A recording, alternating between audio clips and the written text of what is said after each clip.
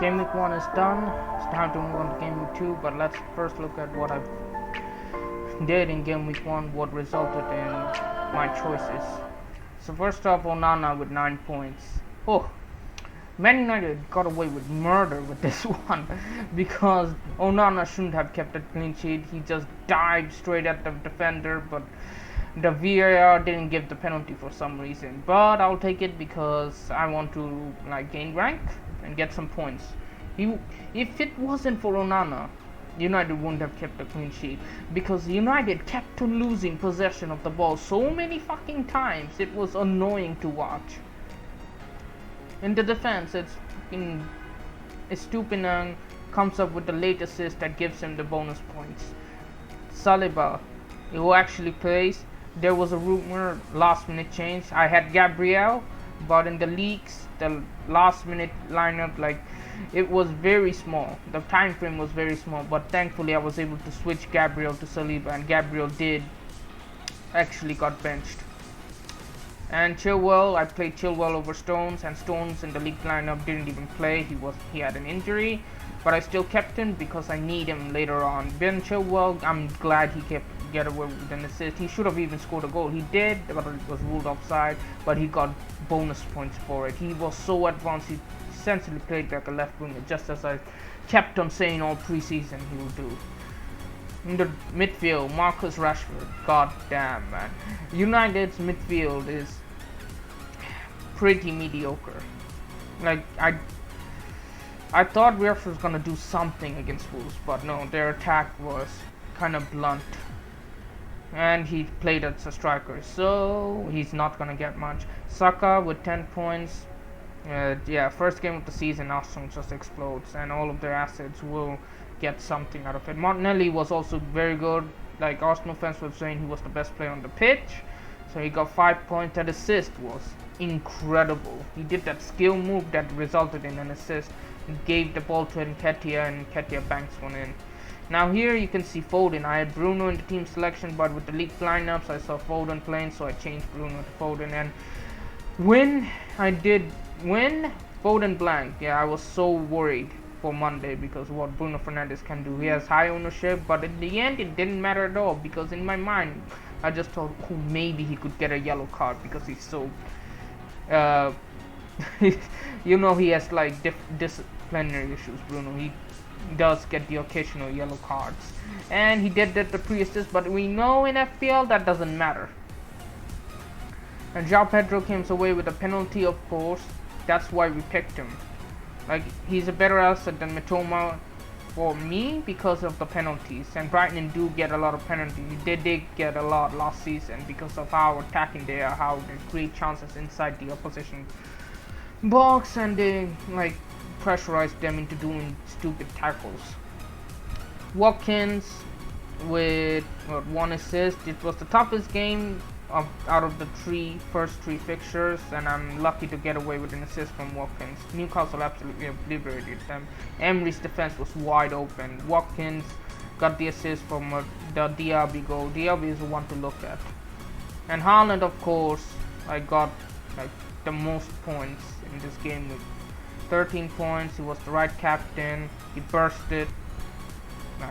It doesn't matter what he did in the Community Shield again, and I had the feeling it's gonna be the same fucking story all over again. So 13 points, so it leads him to 26. So in the overall, I have 87 points. A really good rank of 128k to start off with. The best freaking start I ever had, and I'm so happy about it. It's such a great feeling to get away with a good start, considering last season I started at 5 million. What an improvement over that. I stayed template, had some differentials, but template one. On to the transfers, and there's only one man I'm just gonna get rid of, and it's Phil Foden. It's the obvious transfer that I planned for in this particular position. That's the position I'm just gonna take punts week in, week out, and go aggressive because my whole team is template. I need one good differential to keep me on the rankings. So Foden out for obviously Luis Diaz is now the standout pick if you don't have Salah. Like, I have to target that Liverpool versus Bournemouth fixture at home. Liverpool at home, they drew against Chelsea. It wasn't the best of performance. They're just gonna bounce back, I think. Jota, I was really high on Jota, but now, like, he went off in the Chelsea game. He had an injury. He has a slight injury, but I'm not gonna take the risk with him. He could easily get benched. And Diaz is the one who started, and he scored the goal. He took the Salah chance very well, bursted inside the box, like, to receive that Salah pass, and he scored. And I don't think Diaz is gonna get subbed up. Diaz is gonna get benched. Darwin's gonna just compete against Jota for that striker role. Diaz is the one who is the most nailed out of all the attackers behind Salah. Gakpo played in midfield, so because they don't have anyone in the midfield, he had to play, because Liverpool, surprisingly or not surprisingly, failed on both Caicedo and Lavia. That is really bad from a club. Chelsea just gave Liverpool the biggest FU ever. Just took both of their targets. That is mad. So all of that, it's because of that Diaz is the most, like, nailed on behind Salah, so Diaz has to be in it. Hopefully he does get something. The problem is he doesn't have the best of output, but he's nailed and he has more chance of getting a goal than Gakpo, and my team is set up for a midfielder rather than a striker. So Foden to Diaz will be the transfer after the press conference. On to the team selection. It's gonna be quick because it's the same thing, but with just two differences. It's gonna be Turner in goal because he faces Sheffield United at home. Onana plays Tottenham away, so I'm just gonna bet on Turner to get something. It'll be exciting because I'll have someone for that Friday fixture.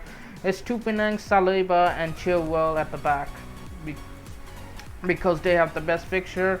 Stones, I don't know if he'll play in the Newcastle game.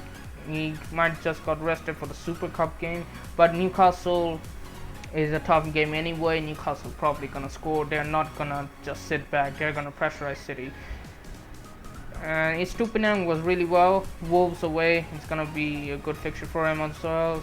Goes for Saliba. Crystal Palace away. A lot of players here are away because a lot of them were at home in the first game week. Saliba away. I think he's nailed. Gabriel is the one who's gonna get rotated for tactical reasons, just as Arteta said. He wants to be unpredictable. Chilwell away to West Ham, like, perfect. He's gonna play all the minutes, and he's gonna be very advanced, and he's the only Chelsea player I got. In the midfield is Rashford, Saka, Diaz, and Martinelli. Now, like, Rashford, Tottenham away is not that great, but I think it's suited because Tottenham's gonna go for the attack, and United is a kind of counter-attacking team and just gonna counter-attack and create a chance. Plus Spurs' defense are not that great, so they could easily score. Maybe this is the game Rashford could get his return. Saka has to play Crystal Palace away, even though he's not the best, because, like, I don't have any more better players. Obviously, that team just sets itself up. Martinelli, the same reason, and then Diaz, Bournemouth at home. That's the reason I even bought him. And the front three is João Pedro, Haaland, and Watkins. Like, who else is gonna be? Like, Watkins, like, hopefully gets something.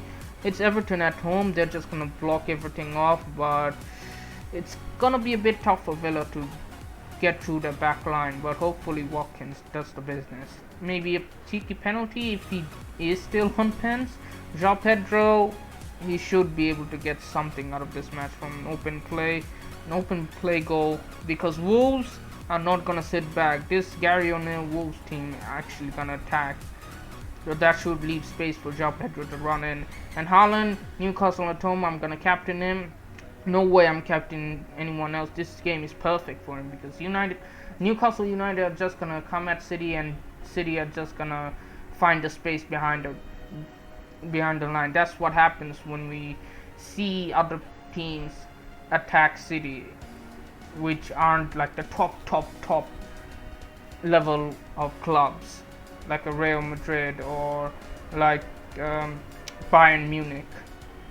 In the bench, you do see that I changed Baldock to Cabora because on Twitter we saw like a rotation, good rotation pairs of defenders we can have to get those. Like Udogi was one of them, but I just didn't fancy Spurs. It had to be Udogi, Kabore, new Man United defender, and a Chelsea defender, and a Arsenal defender, a Brighton defender. No, skip the Man United one. Had to be Brighton, the Arsenal, Chelsea, Luton, and a Spurs defender. That was it. Just because. That's why I just switched Baldo to Kabura, and he did play and he did look good. So I'm not too worried about that, and I shouldn't be worrying because it's just a 4 million. So that's about wraps up the video. Hope you liked the video. Please like and subscribe. Really helps me out. And yeah, thanks for watching, and catch you all next time. Hopefully I do climb up the ranks rather than going down. So yeah, catch you all next time.